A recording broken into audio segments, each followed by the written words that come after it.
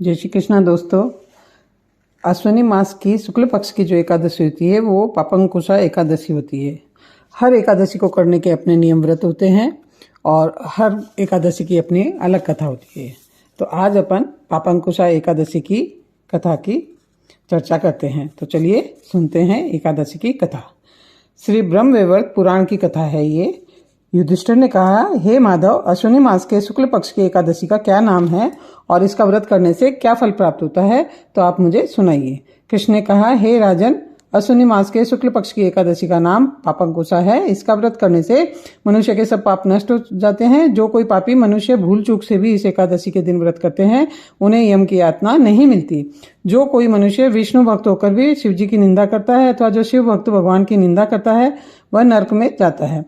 1 सहस्त्र अश्वमेघ यज्ञ तथा 100 राजसूय यज्ञ करने का फल इस एकादशी के फल के 16वें हिस्से के बराबर भी नहीं होता।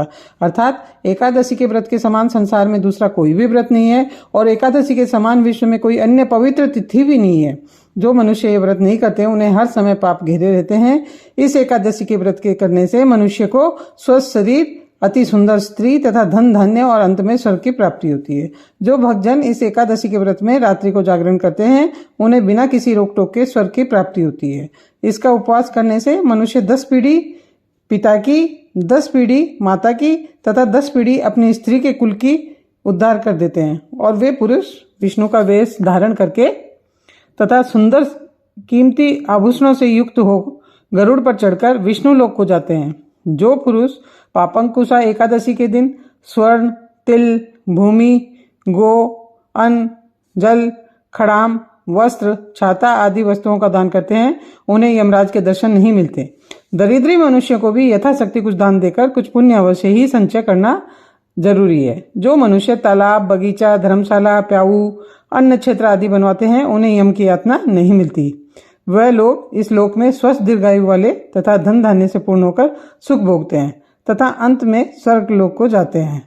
तो हे राजन, इन सब बातों का सारांश यही होता है कि जो धर्म करने वाले मनुष्य हैं उन्हें सुख मिलता है और जो अधर्मी हैं उन्हें दुर्गति भोगनी पड़ती है।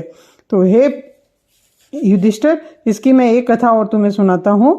वो कथा यह है कि एक बहेलिया था जो उसने बहुत पाप कर्म किए, बहुत उसने पाप लिए। तो अंत में जब उसकी मृत्यु आई तो वो मृत्यु के भय से डरने लगा।